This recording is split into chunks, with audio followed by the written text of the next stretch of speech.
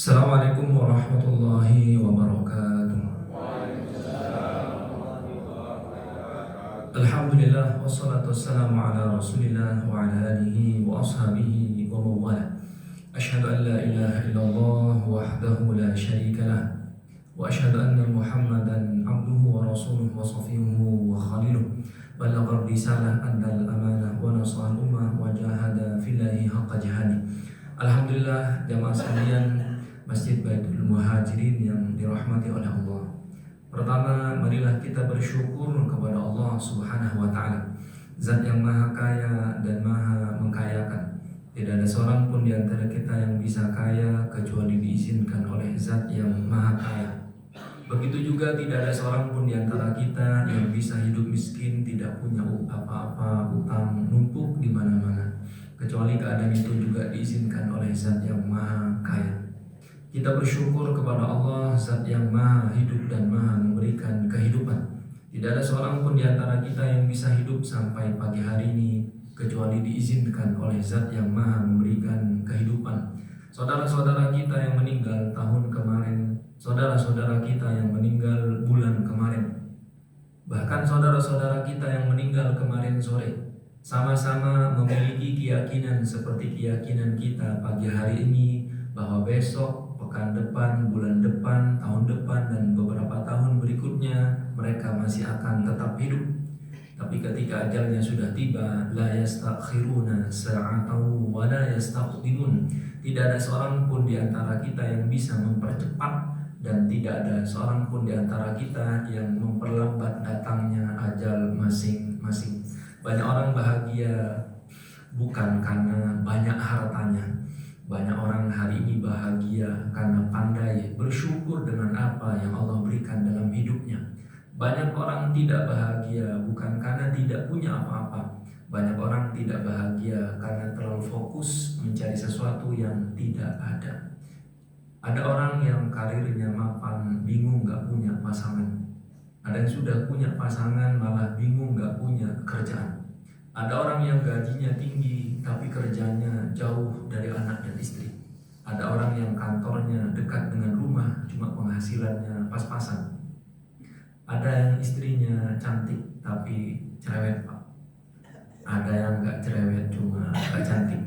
Ada yang suaminya ganteng tapi miskin. Ada yang suaminya jelek tapi kaya.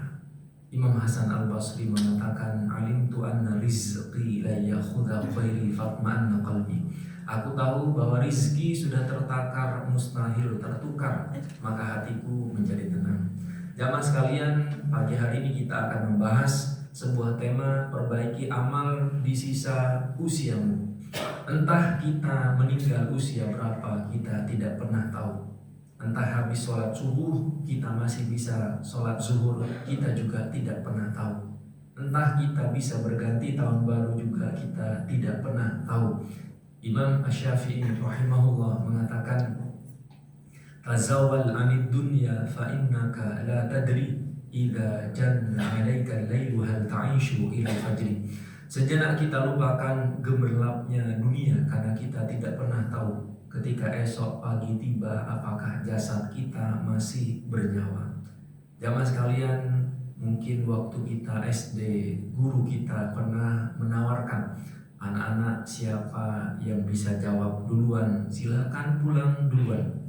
Kira-kira kita angkat tangan atau tidak?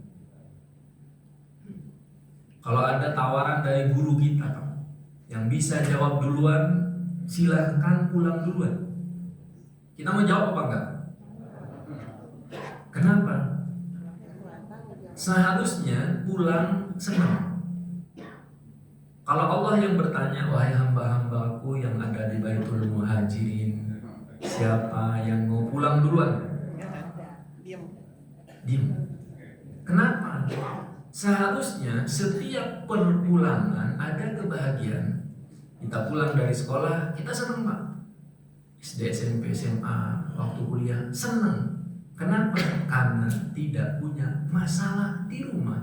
Kebahagiaan kita ada di tempat pulang kita.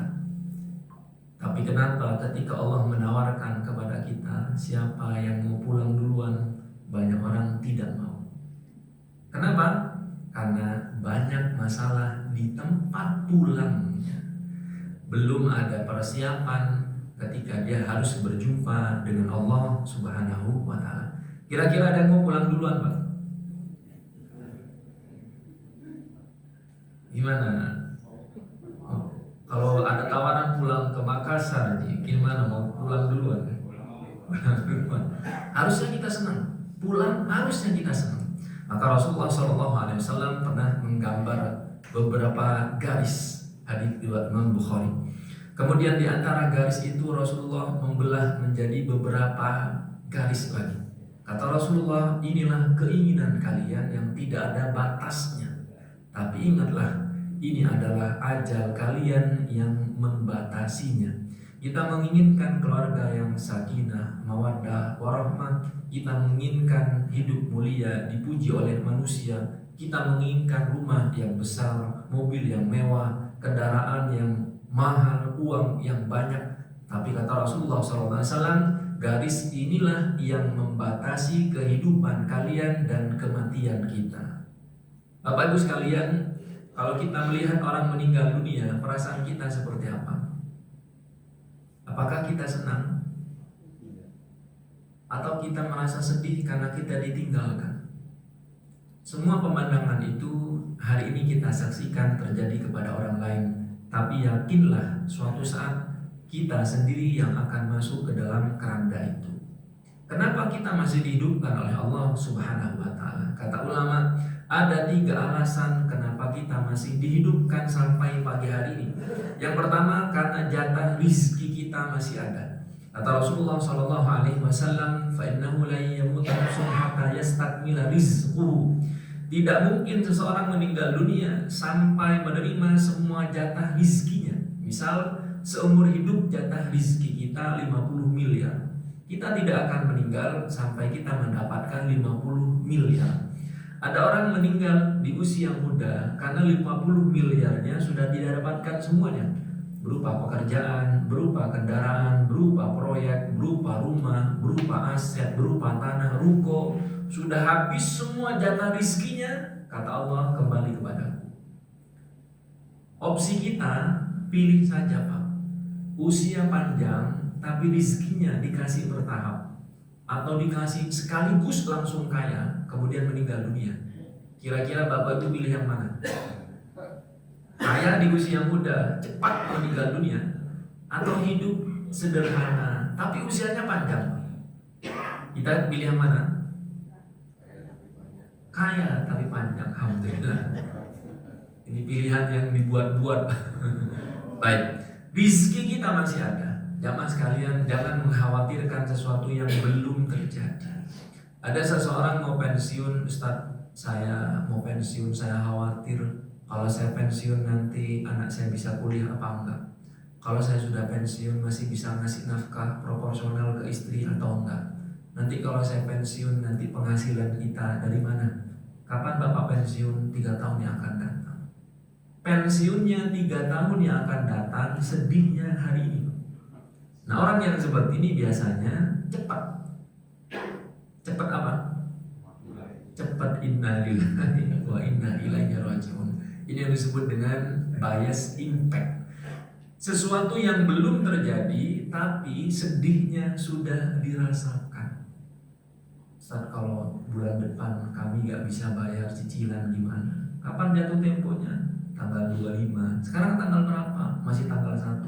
Sedihnya sudah dirasakan. Kesedihan-kesedihan inilah yang membuat rizki semakin sempit. Kenapa? Bertentangan dengan firman Allah Quran surat ke-13, surat Ibrahim ayat yang ke-7. La in syakartum la azidannakum. Kata Allah, syukur dulu aku tambah. Syukur dulu aku tambah. Allah tidak mengatakan doa aku tambah, enggak. Kata Allah, syukur dulu baru aku tambah. Tapi ternyata 3 tahun sebelum pensiun mengeluh, akhirnya rizkinya tidak bertambah. Alasan yang kedua, kenapa kita masih hidup di dunia sampai pagi ini? Bekal kita masih sedikit, Pak. Adakah jamaah yang merasa bekalnya sudah banyak? Kita berikan contoh. Ada seseorang merantau puluhan tahun ke Jakarta kampung halamannya di Makassar. Lebaran dia harus pulang kampung di Makassar minimal 7 hari. Kalau bapak pulang ke Makassar bawa bekal 100.000 selama 7 hari, kira-kira cukup atau tidak? Cukup atau tidak? Sampai bandara aja itu sudah habis. Nah, bekal kita bertemu dengan Allah Subhanahu wa Ta'ala sudah cukup atau belum? Kita akan perpergian ke Surabaya selama 1 bulan.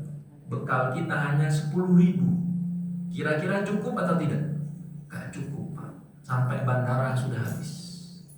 Kita akan bepergian ke Eropa selama 3 bulan. Bekal kita cuma 100.000 rupiah. Cukup atau tidak? Gak cukup. Nah, bekal yang sedikit membuat orang tidak siap pulang. Kenapa? Bekalnya belum cukup. Yang ketiga, karena dosa-dosa kita masih banyak. Adakah di antara jamaah yang merasa tidak pernah punya dosa? Ada atau tidak? Ada nggak yang nggak pernah punya dosa, Pak? Nggak, kita pengen tahu aja gimana muka orang yang nggak pernah punya dosa. Kita semua punya dosa. Kami hanya menyampaikan materi, tapi kami juga banyak dosa. Mungkin dosa saya, Pak, lebih banyak daripada dosa jamaah. Hanya saja Allah menutup rapat aib yang pernah kita lakukan. Kata Imam Ibnul Qayyim Al-Jauzi, seandainya orang yang memuji tahu siapa yang dipuji, dia tidak akan pernah memuji. Kita mungkin dikagumi, kita mungkin dihormati, disegani karena satu saja sebabnya, mereka gak tahu dosa kita. Seandainya mereka tahu dosa kita, tidak ada seorang pun yang bisa memuji kita. Bahkan tidak ada seorang pun yang bisa husnuzon kepada kita. Maka kita bersyukur kepada Allah Subhanahu wa Ta'ala karena dosa-dosa kita ditutup oleh Allah Subhanahu wa Ta'ala. Inilah 3 sebab kenapa Allah Subhanahu wa Ta'ala masih menghidupkan kita sampai pagi hari ini. Dan Bapak Ibu sekalian, inilah perjalanan panjang yang pasti kita akan tempuh. Tidak ada seorang pun yang bisa melewati satu fase sekalipun. Kita pernah hidup di alam ruh dan sudah selesai. Kita hidup di alam rahim 9 bulan, sudah selesai. Dan kita hidup di dunia sebentar lagi juga akan selesai. Kita akan meninggal dunia, kita akan masuk di alam kubur, di alam barzakh. Kita tidak pernah tahu apakah 100 tahun, apakah 1000 tahun. Rasulullah SAW meninggal tahun 11 Hijriah, disusul oleh Abu Bakar As-Siddiq tahun 13 Hijriah, disusul oleh Umar bin Khattab tahun 23 Hijriah, disusul oleh Utsman bin Affan tahun 35 Hijriah, disusul oleh Ali bin Abi Thalib tahun 40 Hijriah. Dan kita tidak pernah tahu. Beliau yang sudah meninggalkan kita 14 abad yang lalu pun juga tidak pernah tahu bahwa beliau akan hidup di dalam kuburnya 14 abad. Kita juga gak pernah tahu, Pak, kiamat ini terjadi di tahun berapa. Apakah tahun 3000? Tahun 5000? Sebagaimana para pendahulu kita tidak tahu, kita juga tidak pernah tahu. Dan kata Allah Subhanahu wa Ta'ala, satu hari di akhirat, entah di surga, entah di neraka, setara dengan 50.000 tahun di dunia. Kalau kita hidup di dunia susah, Pak. Setahun aja mungkin kita gak kuat. Banyak orang yang bunuh diri. Kalau kita hidup setahun aja di dunia, kena stroke, hipertensi, komplikasi, kita gak akan kuat. Padahal kita masih di dunia dan kita bisa minta bantuan. Kita masih di dunia dan kita punya saudara. Bagaimana kalau kita hidup di akhirat 50.000 tahun, nauzubillah, kemudian masuk neraka? Apakah bekal kita sudah cukup? Nah, banyak orang merasa, Ustaz, kita ngomongin akhirat aja. Kapan kita ngomongin dunia? Kalau begini umat Islam nanti gak kaya-kaya. Bapak Ibu sekalian, kata seorang sahabat yang bernama Ali bin Abi Thalib, "Laisa bi khairikum man taraka dunyahu li akhiratihi wa la akhiratuhu li dunyahu hatta yusiba minhuma jami'a. fa innal akhirata balighun ila wa inna dunya balighun ila akhirah wa la takunu kalan anas. Kata beliau apa? Bukan yang terbaik di antara kalian yang mengejar dunia lupa dengan akhirat, mengejar akhirat lupa dengan dunia, sampai keduanya dapat, dan jangan jadi beban untuk orang lain. Maka dari perkataan ini kita bisa ambil kesimpulan, sekaya-kayanya manusia, kekayaan itu harus menjadi jembatan untuk kehidupan akhiratnya. Bapak Ibu sekalian, mungkin rumah kita luas, mungkin mobil kita mewah, puluhan miliar, mungkin aset kita berlimpah, kita punya tanah, kita punya ruko, tidak apa-apa. Tapi pastikan semua itu menjadi bekal untuk kehidupan akhirat kita. Kita baru hidup di dunia, Pak. Kita akan hidup di alam barzakh. Kemudian terjadi hari kiamat, terjadi kebangkitan di padang mahsyar. Kita tidak pernah tahu berapa ratus tahun, berapa ribu tahun, kita tidak pernah tahu. Kemudian kita akan dihisab. Kita naik di atas mizan, kita akan bertemu Rasulullah di telaganya. Kemudian kita akan melintasi jembatan yang disebut dengan sirat, yang kata Rasulullah lebih kecil daripada rambut dan lebih tajam daripada pedang. Nah, apa yang membuktikan kita bisa melintasi sirat? Amal kita masing-masing. Bapak Ibu sekalian, 2125 insya Allah akan tiba. Pertanyaannya, hari ini 2025, 100 tahun yang akan datang 2125. Adakah di antara kita yang masih hidup? Masih hidup? Ada yang masih hidup Pak 100 tahun yang akan datang? Usia berapa kita di tahun 2125? Ada yang 170, ada yang 200 tahun mungkin. Kalau hidup di usia 170 tahun, masihkah kita main sepeda, Pak? Ada yang mau mancing? Ada yang masih bisa main futsal? Tahun 2125 insya Allah pasti ada. Insya Allah pasti ada. Pasti tiba. Tapi kita mungkin sudah tidak ada. Yang akan dihisab oleh Allah Subhanahu wa Ta'ala amal ibadah kita masing-masing. Kata Rasulullah SAW, la taqumus sa'atu hatta yataqarabaz zaman, fatakuna as-sanatu kasyahr, wasyahru kal jum'ah, wa takunul jum'atu kal yaum, wa yakunul yaum as-sa'ah, wa takunu as-sa'atu kal dharmati binnar. Tidak akan terjadi hari kiamat sampai waktu cepat berlalu. Kata Rasulullah, 1 tahun terasa seperti 1 bulan, 1 bulan terasa seperti 1 pekan, 1 pekan terasa seperti 1 hari, dan 1 hari terasa seperti 1 jam. 1 jam hanya seperti nyala api, kemudian terbakar habis. Bapak Ibu sekalian, sebentar lagi akan berganti 2026. Seakan-akan bulan kemarin baru Januari 2025. Seakan-akan baru 2024. Seakan-akan baru 2023. Seakan-akan baru tahun 2000. Seakan-akan kita baru menikah. Seakan-akan kita baru lulus kuliah, baru lulus SMA.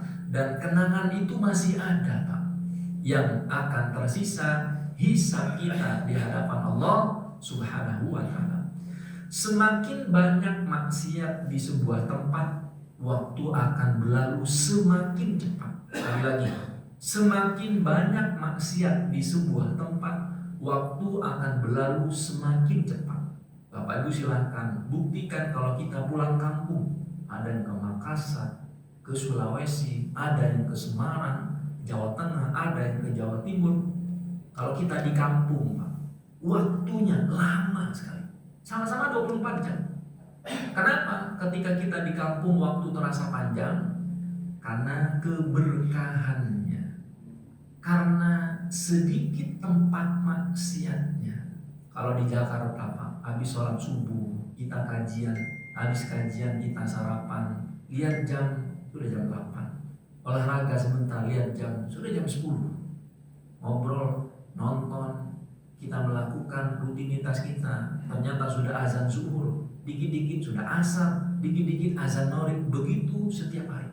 Coba Bapak Ibu pulang kampung, habis sholat subuh, ngobrol sama tetangga, masih jam 6. Sarapan, masih setengah 7. Bersih-bersih rumah, masih jam 8. Dan banyak sekali waktu yang tersisa. Kata ulama, likat rotil ma'asi. Semakin banyak maksiatnya, semakin cepat waktu berlalu. Kalau kita di usia 60, usia 70, mohon maaf, merasa belum melakukan apa-apa. Usia 60, usia 70, belum punya apa-apa. Usia 60, usia 70, masih banyak PR-nya di dunia. Mungkin di masa mudanya terlalu banyak maksiatnya.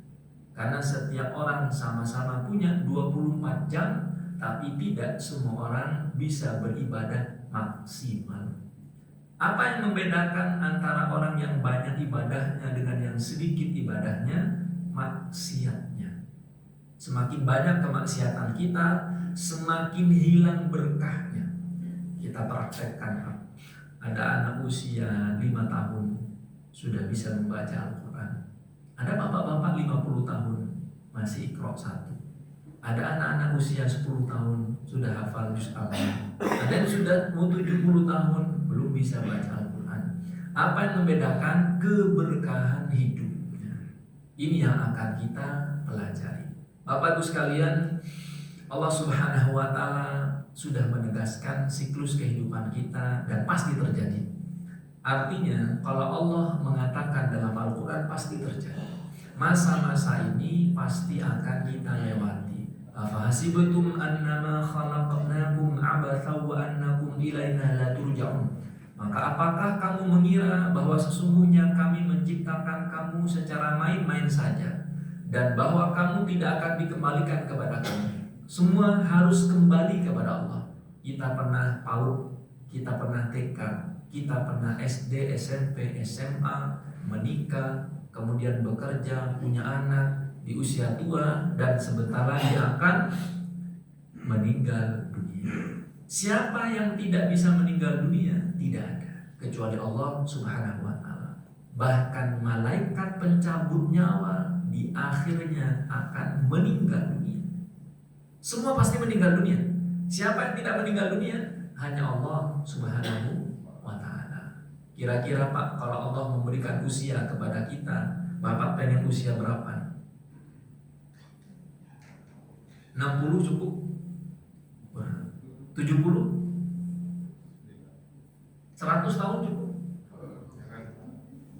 100 tahun, 150 tahun? Bapak hidup usia 150 tahun. Punya teman nggak Pak? Temannya sudah meninggal dunia. Mau nongkrong sama siapa? Orang diajak ngobrol udah nggak paham ini apa yang dibicarakan. Maka kata Rasulullah SAW, orang yang terbaik, orang yang panjang umurnya, banyak amalnya. Orang yang tidak baik, orang yang panjang umurnya, banyak dosanya. Kita tidak pernah tahu minggu depan masih hidup apa enggak. Juga tidak pernah tahu apakah usia kita sampai 2026 atau tidak. Bahkan orang yang meninggal kemarin juga gak mikir Pak, ternyata ajalnya tiba kemarin. Betapa banyak orang yang sehat meninggal lebih cepat, dan betapa banyak orang yang sakitnya lama ternyata masih hidup. Dan ini membuktikan ajal ada di tangan Allah Subhanahu wa Ta'ala. Maka untuk memaksimalkan sisa usia kita, jamaah sekalian, tolong berikan yang terbaik kepada zat yang memberikan kita segalanya, Allah Subhanahu wa Ta'ala. Allah memberikan kita 24 jam. Allah gak minta lama, Allah gak minta banyak. Allah cuma minta sholat 5 waktu, tolong dijaga. Kata seorang sahabat, ya Rasulullah, ara'aita in shallaitul maktubah wa ahlaltul halala wa haramtul harama a'adkhulul jannata? Qala na'am. Seseorang datang ke Rasulullah cuma bertanya, ya Rasulullah, bagaimana pendapatmu kalau ibadahku cuma sholat wajib saja, kemudian yang halal aku makan, yang haram aku tinggalkan, bisa gak masuk surga? Kata Rasulullah, bisa. Cukup dengan menjaga sholat 5 waktu. Pertanyaannya, sholat 5 waktu ini sudah kita jaga atau belum? Kalau sudah dijaga waktunya on time atau kita tunda? Kalau on time sendirian atau berjamaah di masjid? Kalau sudah berjamaah khusyuk atau tidak? Kalau sudah khusyuk ikhlas atau belum? Karena kalau tidak ikhlas tidak ada pahalanya, hanya mendapatkan pujian dari manusia. Ini terkait dengan waktu. Bagaimana sholat kita? Waktunya, Pak. Dari waktu sholat ini Rasulullah mengajarkan kepada kita disiplin, bahwa kaum muslim itu harus on time. Kapan sholat subuhnya? Ya, kalau sudah mau syuruk, Ustaz. Kapan sholat maghribnya? Ya, kalau sudah mau isya. Kapan sholat asarnya? 5 menit sebelum azan maulid. Nah, yang seperti ini harus segera kita perbaiki. Berapa sedekah kita? Kadang jamaah sekalian, kita hanya memberikan kepada Allah recehan. Kita mintanya jutaan bahkan miliaran. Ibarat kita dikasih nasi bungkus sama orang, kita suka kalau nasi bungkusnya utuh. Tapi kalau kita dikasih nasi bungkus hanya sisa-sisanya saja, kira-kira Bapak Ibu suka apa enggak? Ada nasi bungkus utuh diberikan kepada kita, kita terima. Tapi kalau cuma sisa nasi bungkus, tinggal 3 suap, tinggal 1 suap, Bapak Ibu suka apa enggak? Enggak suka. Dan kita pun kepada Allah suka memberikan sisa-sisanya saja. Berapa sedekahnya? Sisa-sisa uang. Berapa kali sholat tahajudnya? Sisa-sisa waktu. Berapa baca Al-Qurannya? Kalau sempat. Nah, ini yang perlu kita evaluasi. Bapak Ibu dikasih baju, ternyata baju bekas, bajunya sudah sobek-sobek, kita gak suka. Sementara kita minta kepada Allah baju yang bagus, gamis yang mahal, tapi kita ngasih kepada orang lain daster yang sudah lama dipakai, daster yang sudah bolong-bolong, itu yang kita kasih kepada orang. Padahal untuk kita tidak mau. Bapak Ibu sekalian, kita akan merumuskan keikhlasan. Seberapa besar nilai ibadah kita di hadapan Allah tergantung seberapa besar nilai keikhlasannya. Kata Rasulullah SAW, ada orang yang bersedekah dengan 1 dirham mengalahkan orang yang bersedekah 1000 dirham.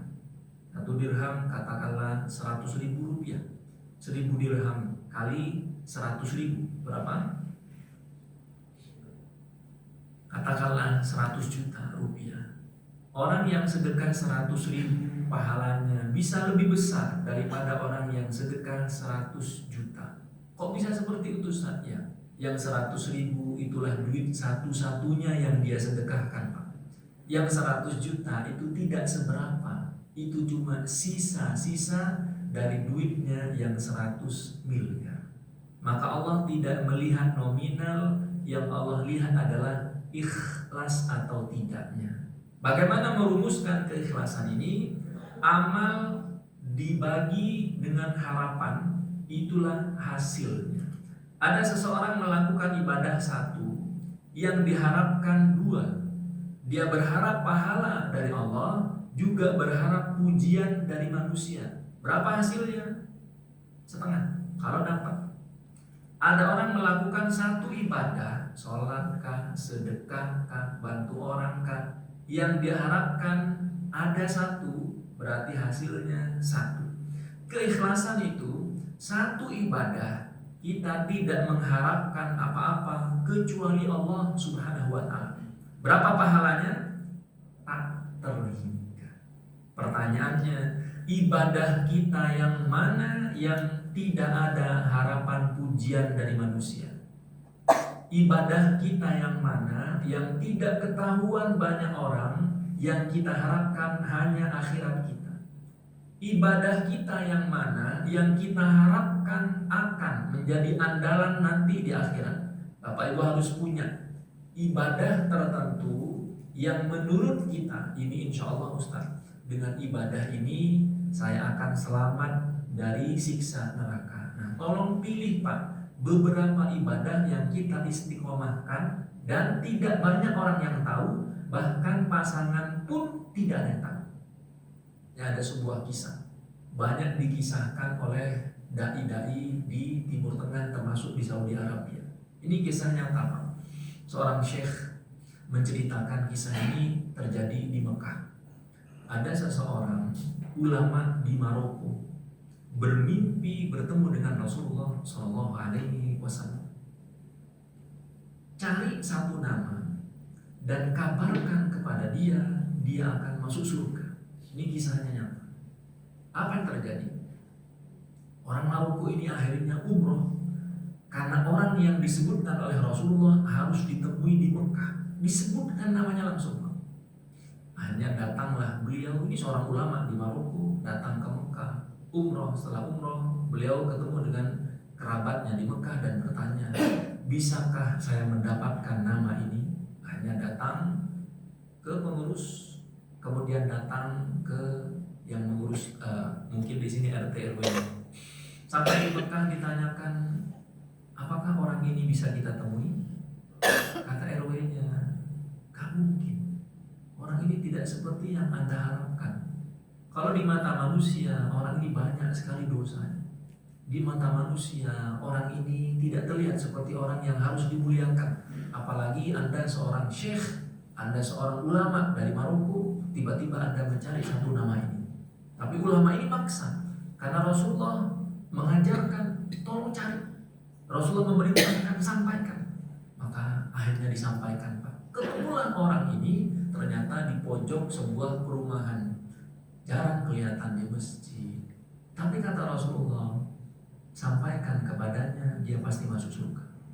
Maka ketika masuk ke rumahnya Pak, orang ulama dari Maroko ini mengatakan, aku bermimpi bertemu dengan Rasulullah Shallallahu Alaihi Wasallam dan beliau memerintahkan kepadaku, sampaikan kepada orang ini, dia akan masuk surga. Apa yang terjadi? Orang ini langsung nangis. Kenapa? Ternyata orang ini jarang ke masjid. Tapi ada satu amalan yang tidak ketahuan oleh semua orang, termasuk pasangannya. Maka ulama dari Maroko ini bertanya, tidak mungkin Rasulullah sampai dalam mimpiku kemudian menyebutkan namamu dan engkau akan masuk surga. Tolong ceritakan kepada kami amal ibadah apa yang kau sembunyikan. Gak ada, ibadah kami cuma segini-segini aja. Tetap gak mengaku Pak. Hanya ulama ini maksa. Tolong sampaikan apa ibadah yang kamu sembunyikan, sampai Rasulullah menjamin engkau masuk surga. Akhirnya ngaku. Tidak ada satu orang pun yang tahu dengan ibadah ini. Beliau ini punya gaji besar. Separuh gajinya digunakan untuk membantu tetangganya yang suaminya sudah meninggal dunia dan punya anak yang harus dibesarkan. Jadi ada janda sudah tua, tidak bisa bekerja, dan dia adalah tetangganya. Separuh dari gajinya Pak dikasih ke tetangganya, istrinya nggak tahu. Bertahun-tahun amal ibadah itu dia sembunyikan. Sampai datang Rasulullah SAW karena keikhlasannya. Padahal ibadah sehari-harinya tidak seperti, mungkin Bapak lebih rajin. Yang membedakan adalah ikhlasnya. Apa yang terjadi? Kata ulama dari Maroko ini, kamu pernah ke Masjidil Haram? Gak pernah. Yuk mandi, kita pergi ke Masjidil Haram. Kata orang Mekah ini, orang Mekah Pak belum tentu ke Masjidil Haram. Belum tentu ke Masjidil Haram.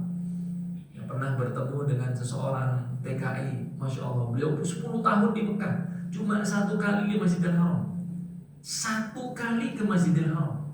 Saya ke rumah beliau, cuma jalan kaki di Masjidil Haram Pak.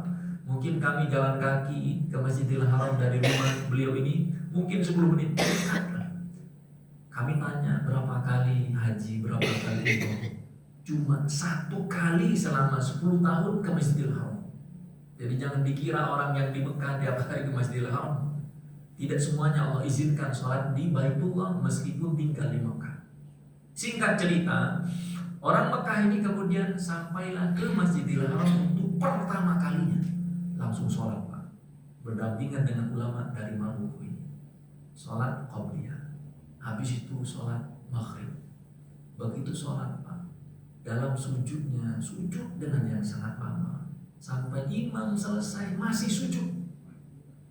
Begitu dilihat, ternyata beliau sudah meninggal dunia dalam kondisi bersujud di Masjidil Haram untuk pertama kalinya.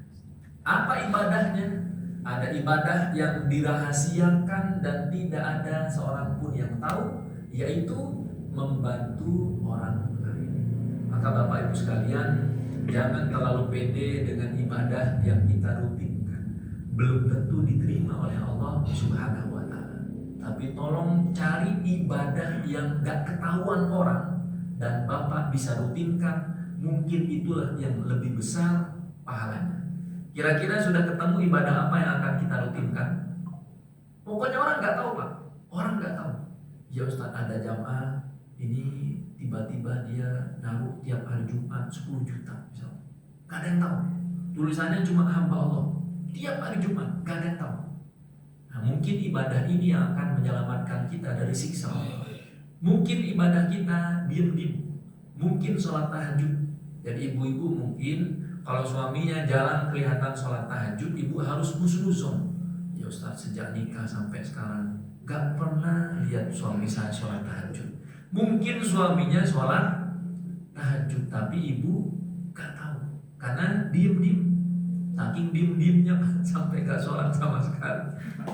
Jadi mungkin itu yang akan membebaskan kita dari siksa neraka Allah Subhanahu wa Ta'ala. Kuncinya seperti apa? Maksimalkan dan lupakan. Itu ciri orang ikhlas. Jangan diungkit-ungkit. Bapak sedekah banyak, udah lupakan. Bantu orang, udah lupakan. Beri bantuan ke Aceh, beri bantuan ke Sumatera, udah lupakan. Karena belum tentu diterima oleh Allah Subhanahu wa Ta'ala. Bisakah kita praktekkan? Bisa. Ada ajaran dari Rasulullah SAW. Karena Rasulullah SAW idan sharafa min sholatihi istaghfara thalathan. Rasulullah setiap habis sholat beliau istighfar 3 kali. Setiap habis sholat. Ada yang bertanya, Ustaz, kalau kita habis maksiat istighfar kan wajar, kita habis melakukan dosa. Ini habis sholat Pak, disuruh istighfar. Kata ulama, karena Rasulullah SAW pun berhati-hati ibadahnya. Apapun yang beliau lakukan, kalau Allah tidak mudahkan, tidak akan diterima. Ini Rasulullah. Maka Rasulullah setiap habis sholat istighfar. Bukan habis maksiat, habis sholat istighfar. Kenapa? Belum tentu kita sholat khusyuk. Coba jamaah jujur ya. Kita habis sholat subuh barusan, kira-kira kadar khusyuk kita di sholat subuh berapa persen? Kalau dari 1 sampai 100%, kira-kira berapa persen Pak? 10. Rakaat pertama imam tadi baca surat apa? Ada yang masih ingat?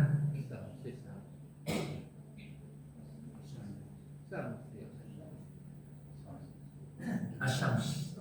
Betul ya, ada imamnya. Nah, tingkat kekhusyukan kita itu yang menentukan kadar pahala kita. Kenapa habis sholat suruh istighfar? Karena sholat pun kadang kita memikirkan dunia. Allahu Akbar. Yang dipikirkan WA masuk belum dibalas. Allahu Akbar. Hujan turun ya, jemuran belum diangkat. Allahu Akbar. Ada tagihan belum terbayar. Allahu Akbar. Utang belum lunas. Allahu Akbar. Banyak masalah dalam rumah tangga. Ternyata dalam sholat pun kita tidak memikirkan Allah 100%. Contoh saja, ibu sedang ngobrol dengan suami berdua. Harusnya yang dipikirkan ibu adalah suaminya saja, yang dipikirkan suami adalah istrinya saja. Bagaimana perasaan seorang istri ketika ngobrol berdua dengan suaminya, ternyata suaminya memikirkan wanita lain? Ibu sakit hati apa enggak? Seandainya boleh dianalogikan, Pak, Allah akan sakit hati. Sedang berduaan dengan Allah, yang dipikirkan bukan Allah. Yang dipikirkan apa? Dunia. Maka setelah sholat istighfar. Bapak Ibu sekalian, pernah nggak kita lupa jumlah rakaat sholat? Pernah? Pernah atau sering? Sekali-kali aja Ustaz, kan subuh sekali, zuhur sekali, asar sekali, maghrib sekali. Oh, berarti tiap waktu sholat. Nah, berarti ada yang salah dengan cara sujud kita ketika puluhan tahun menyembah Tuhan yang Maha Kaya, kemudian kita besok khawatir akan miskin. Ada yang salah dengan cara sholat kita. Kalau puluhan tahun kita bersujud kepada zat yang maha kaya, masih khawatir besok makan apa, karena kita tidak hadir dalam sholat kita. Yang kedua, setelah kajian, Rasulullah perintahkan untuk istighfar. Bukan habis maksiat, Pak. Kalau sudah habis maksiat, pastilah kita istighfar. Bapak-bapak melihat aurat perempuan, istighfar. Ibu-ibu membicarakan aib orang, istighfar, karena itu dosa. Habis kajian masih disuruh istighfar. Dalam hadis riwayat Imam Tirmidzi, Rasulullah mengajarkan doa setelah kajian. Subhanakallahumma wa bihamdika asyhadu an la ilaha illa anta astaghfiruka. Habis kajian suruh istighfar. Kenapa? Karena dalam kajian pun banyak kesalahan kita. Mungkin pematerinya salah menyampaikan, mungkin jamaahnya juga gak dengerin. Ada yang senderan, ada yang tiduran, ada yang sambil main handphone, ada yang sambil ngomongin orang. Banyak sekali potensi-potensi dosa dalam kajian. Maka Rasulullah selesai kajian istighfar. Bahkan dalam ibadah yang terberat pun, surat yang kedua, surat Al-Baqarah 199, "Tsumma afidu min haitsu afadhan nasu wastaghfirullah." Kemudian bertolaklah kamu dari tempat bertolaknya orang-orang banyak, yaitu Arafah. Ini proses pelaksanaan ibadah haji. Dan setelah kalian melakukan ibadah haji, mohon ampunlah kepada Allah. Habis haji, Pak, suruh istighfar. Bukan habis bermaksiat, bukan habis nyuri, bukan habis korupsi. Habis haji pun suruh istighfar. Kenapa? Banyak orang yang hajinya tidak sesuai dengan cara yang diajarkan oleh Rasulullah SAW. Banyak orang yang hajinya tidak ikhlas billah. Banyak orang berhaji ketika mau pileg. Kira-kira ada nggak calon pejabat yang seperti ini? Banyak orang yang mau haji hanya untuk mendapatkan pujian. Banyak orang tersinggung, Pak, pulang haji gak dipanggil Pak Haji. Ada nggak orang yang begini? Maka istighfar kepada Allah Subhanahu wa ta'ala. Baiklah jamaah sekalian, penutup dari kajian kita, bagaimana agar ibadah kita bisa istiqomah dan pahalanya bisa kita nikmati sampai ke surga. Yang pertama, ikhlas. Ikhlas mudah diucapkan, berat dipraktekkan. Tidak mudah, Pak, ikhlas. Mau dia pejabat, dia ustadz, mau dia jamaah biasa, mau dia RT, RW, kepala suku, tidak mudah untuk ikhlas. Sekali lagi, ikhlas bukan perkara yang ringan. Inilah yang menentukan ibadah kita diterima atau tidak.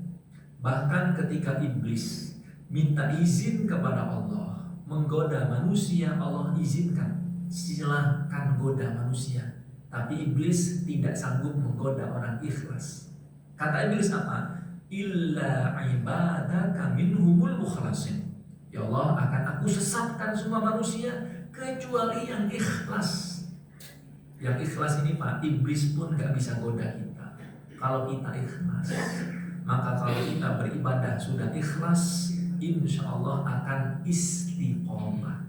Kenapa ibadahnya tidak istiqomah, hijrahnya tidak istiqomah, qobliyah subuhnya tidak istiqomah, tahajudnya tidak istiqomah, sedekahnya tidak istiqomah, kesetiaannya tidak istiqomah? Mungkin karena tidak ikhlas. Apa ciri orang ikhlas? Disebutkan oleh Imam An-Nawawi dalam kitab Riyadhus Shalihin. Ada 3, Pak. Kalau kita 3 ini bisa kita capai, insya Allah ikhlas. Yang pertama, istiwaul madhi wal dhammi minal ammah. Ikhlas itu pujian dan hinaan rasanya sama. Bapak dipuji, dihina sama, Pak. Dapat pujian, dapat hinaan, rasanya sama. Orang ikhlas dipuji tidak tinggi, dihina tidak terluka. Ini orang ikhlas. Maka hati-hati kalau kita masih terpengaruh dengan omongan orang lain, berarti kita belum ikhlas. Bapak Ibu sekalian, omongan orang lain tidak bisa menyakiti kita kecuali kita mengizinkan diri kita tersakiti oleh orang lain. Kita berikan contoh sederhana agar kita mudah mengukur ikhlas atau tidak. Misalkan Ini botol, Pak. Botol ini isinya air. Difitnah, kamu kopi. Sakit hati apa enggak? Ini sakit hati apa enggak? Enggak. Kata botol enggak. Isi saya air. Enggak, susu. Sakit hati apa enggak? Enggak. Kata dia enggak. Saya isinya air. Difitnah lagi, isinya madu. Enggak. Saya isinya air. Maka kata Imam Fudail bin Iyad, man arafa nafsahu la yadulluhu ma qala an-nasu fihi. Barang siapa yang tahu dirinya sendiri tidak akan tersakiti oleh ucapan manusia. Dia sudah tahu botol, dia tahu isinya air. Dibilang dia gelas isinya kopi. Sakit hati? Gak sakit hati. Kita di mata Allah orang baik. Difitnah sama tetangga orang munafik. Gak sakit hati. Kenapa? Di mata Allah kita tahu kita adalah orang yang baik. Kita tidak pernah korupsi. Difitnah korupsi. Sakit hati? Gak sakit hati. Karena kita gak korupsi. Ada hewan lewat, Pak, kucing. Difitnah, mohon maaf, kamu anjing. Kucing sakit hati apa enggak? Enggak, lewat aja. Kenapa kata kucing? Enggak, saya kucing. Ada manusia, mohon maaf, dibilang anjing. Sakit hati apa enggak? Kan kita tahu, enggak Ustaz, saya ini manusia. Bapak Ibu sekalian, kita tidak akan tersakiti kecuali kita mengizinkan kita sakit hati. Kita tidak akan kepikiran dengan omongan orang kecuali kita mengizinkan kita memikirkan omongan orang. Omongan orang gak pernah nyakitin kita. Yang menyakiti kita, kita sendiri mikirin omongan orang. Iya ya, kata ibu itu saya kucing. Ibu manusia.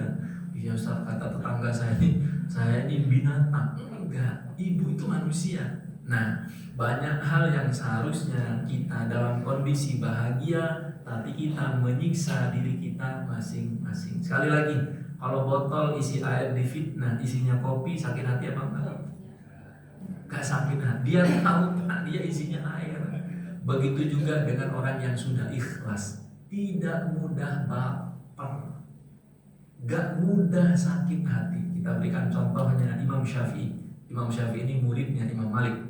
Imam Malik ini Imam Darul Hijrah. Jadi muftinya Madinah saat itu. Imam Malik meninggal 179 Hijriah, punya murid Imam Syafi'i meninggal 204 Hijriah. Imam Syafi'i punya murid namanya Imam Ahmad bin Hanbal meninggal 241 Hijriah. Imam Syafi'i di masa hidupnya sudah menjadi mufti Mekah di usia 16 tahun. Itu pun gak disukai oleh semua orang. Usia 16 tahun Pak, kalau sekarang sudah jadi ketua MUI. 16 tahun sudah berani berfatwa karena diizinkan oleh pemerintah saat itu. Apa yang terjadi? Diomongin orang. Datanglah murid Imam Syafi'i, wahai Imam kami, banyak orang gak suka dengan engkau. Kata Imam Syafi'i apa? Kata Imam Syafi'i apa? Tidak ada seorang pun yang bisa selamat dari omongan orang. Barang siapa yang beranggapan gak akan diomongin orang, dia orang gila. Gak semua orang Pak suka kepada kita, tidak semua orang. Apakah di komplek ini semua suka kepada kita? Tidak. Apakah kita semua kepada orang sekomplek suka? Enggak. Karena Nabi pun tidak bisa disukai oleh semua orang, termasuk besannya sendiri, omnya sendiri tidak suka kepada Nabi. Kemudian kita umat yang banyak dosa pengen disukai oleh semua orang, mustahil, karena Nabi kita tidak bisa. Bapak Ibu sekalian, yang membuat orang susah untuk istiqomah, yang membuat orang mudah terluka hatinya karena tidak ikhlas beribadah kepada Allah Subhanahu wa ta'ala. Bapak ini ke masjid riya, bapak ini sedekah pengen pamer. Dia sudah tahu Pak, dia gelas isinya air, difitnah kopi, sakit hati apa enggak? Enggak sakit hati. Kenapa kan? Enggak. Orang kita ikhlas, difitnah riya, ya sudah, urusan dia dengan Allah Subhanahu wa ta'ala. Maka jangan mudah sakit hati dengan perkataan orang lain. Yang kedua, kenapa orang tidak istiqomah, lupa berdoa? Kita diizinkan sholat subuh berjamaah Karena Allah membantu kita, Pak.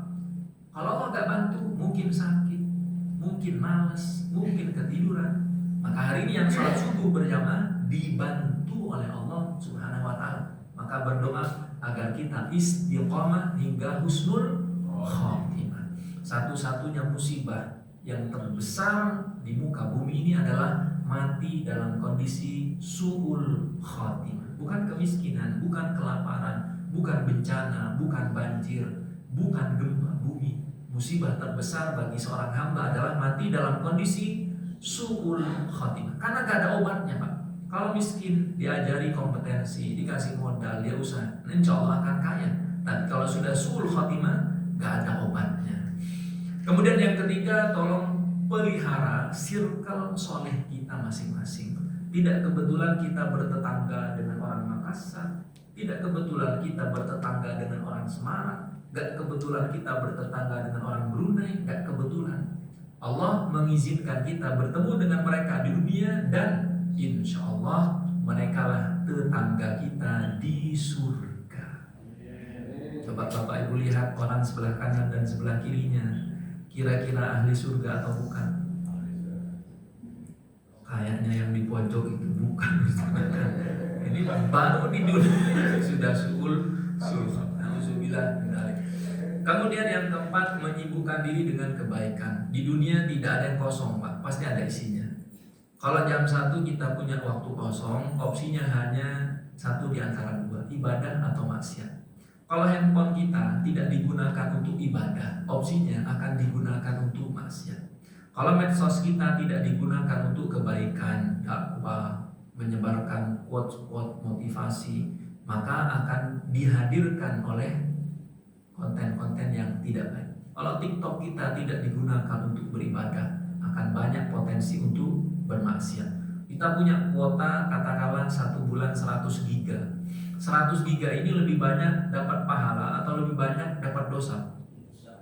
Dosa. Kenapa? Apa yang Bapak nonton?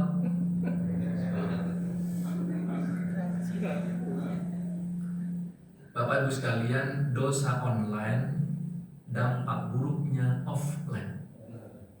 Jangan dikira dosa, kan dosa kami online, cuma di medsos, cuma di handphone. Kalau itu azabnya online juga pakai Zoom, enggak.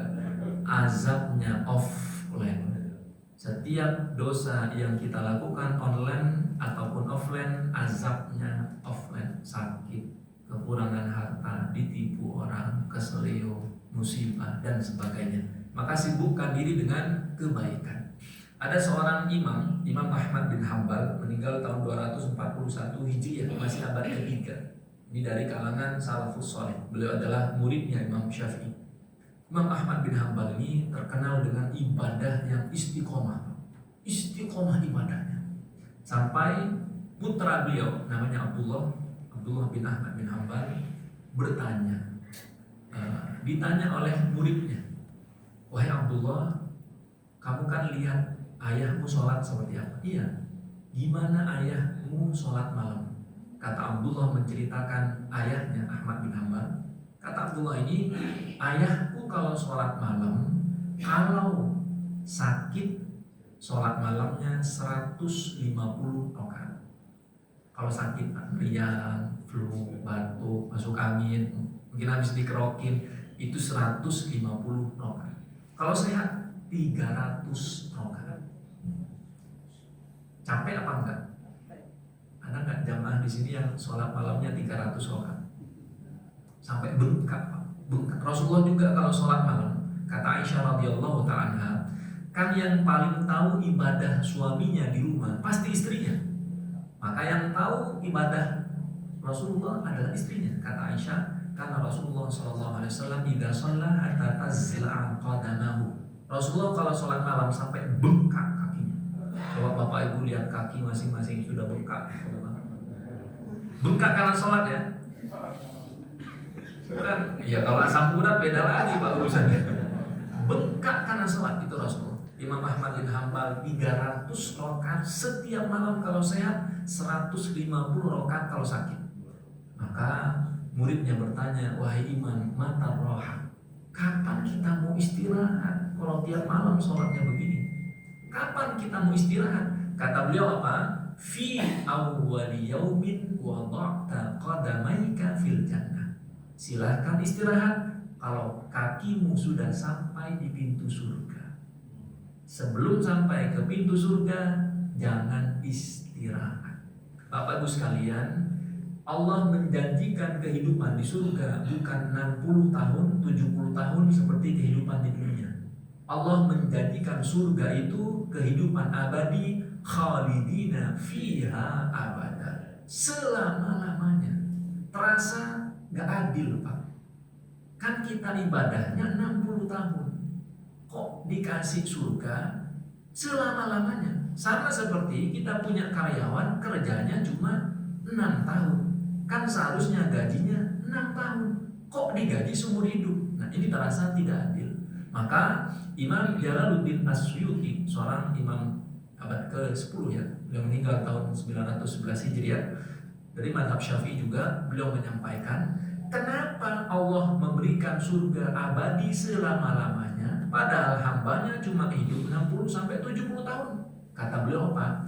Karena hambanya itu niat dalam hati, seandainya hidup 10 tahun dia akan ibadah 10 tahun, seandainya hidup 100 tahun akan ibadah 100 tahun, bahkan kalau dia hidup 1000 tahun dia akan beribadah 1000 tahun. Dengan ikhlas niatnya Allah mengganti selama-lamanya. Nah, ini yang kita mungkin menyepelekan. Kemudian bertahap dalam ibadah, terutama jamaah yang baru hijrah. Baru hijrah jangan langsung ngegas, Pak. Saat saya baru hijrah banyak dosa, saya pengen istiqomah. Tiba-tiba hari pertama hijrah sholat malam, Pak, dari habis isya sampai azan subuh. Besoknya ternyata sudah lemes, habis tenaga. Maka beribadah itu bertahap.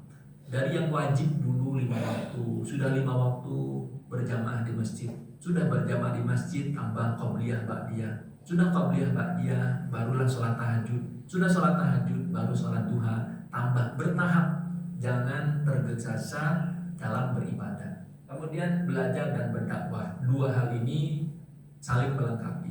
Banyak orang tidak mau berdakwah karena merasa tidak pantas. Sama-sama kami juga merasakan hal itu. Kalau saya pribadi kan di pesantren, Pak. Kami kuliah jurusan agama, kami kuliah di Saudi Arabia. Kami juga merasa tidak pantas berdakwah. Kata ulama, itulah keberhasilan setan menggoda manusia dan mengatakan tidak pantas berdakwah.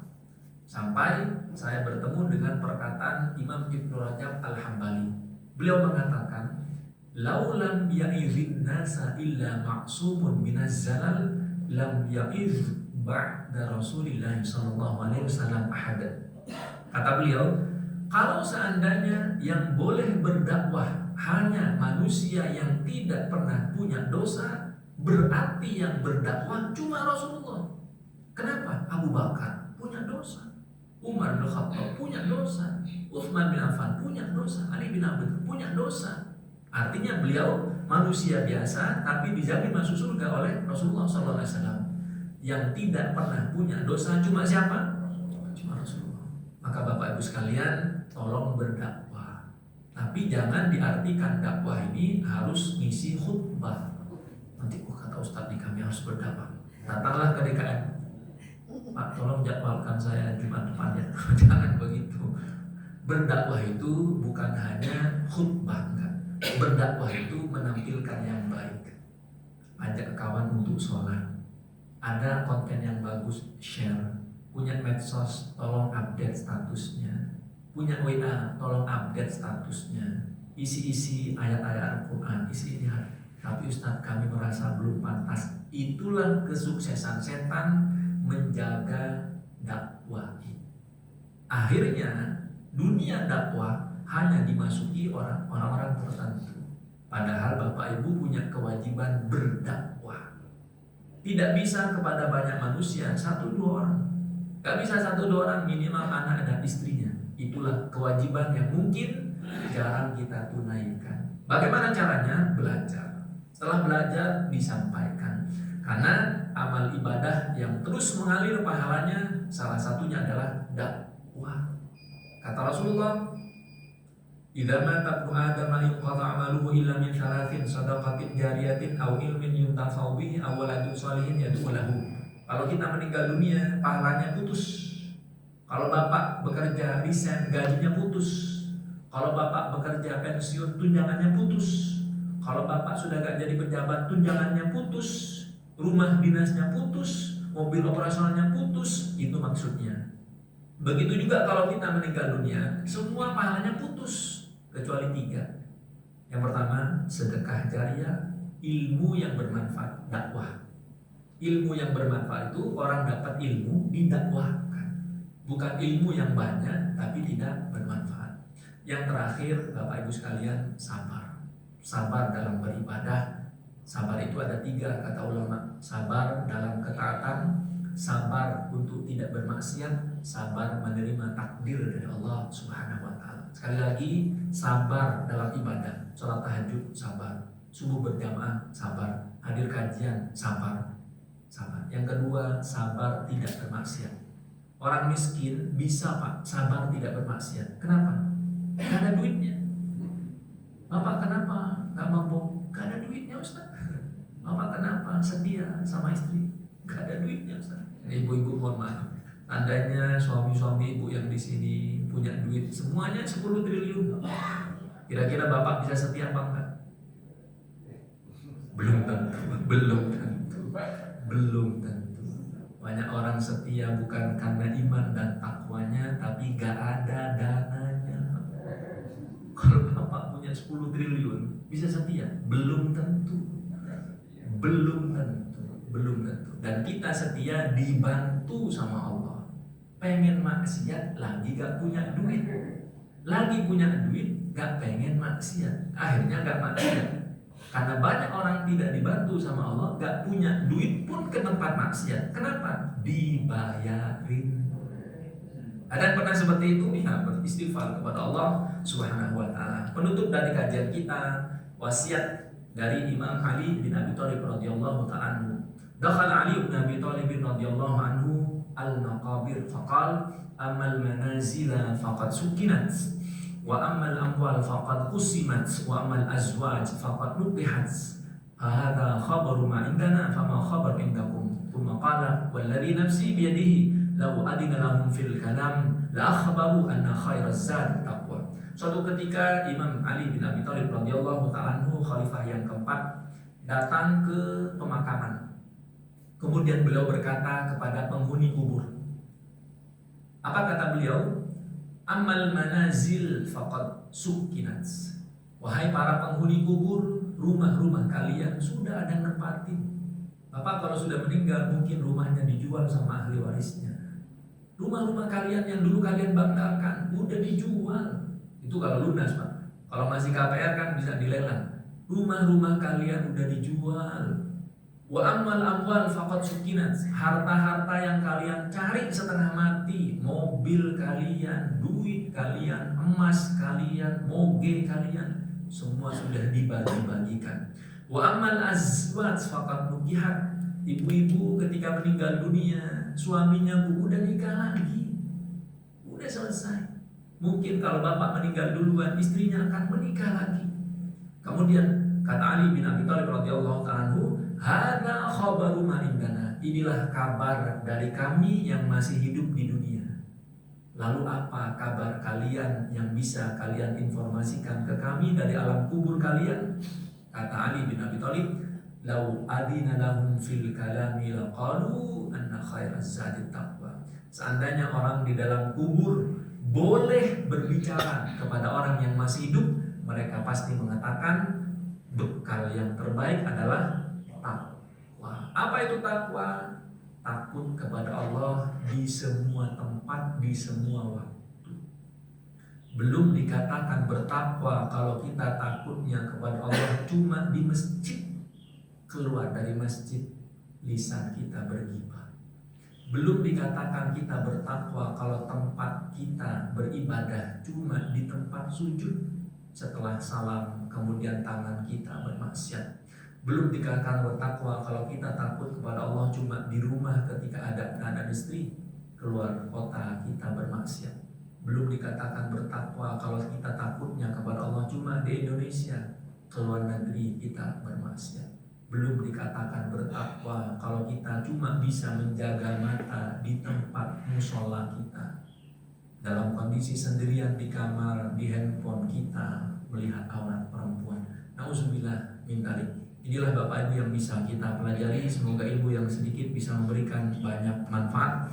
Terima kasih atas segala perhatian. Mohon maaf apabila ada kekhilafan. Subhanakallahumma wa bihamdika asyhadu an la ilaha illa anta astaghfiruka wa atubu ilaik. Assalamualaikum warahmatullahi wabarakatuh.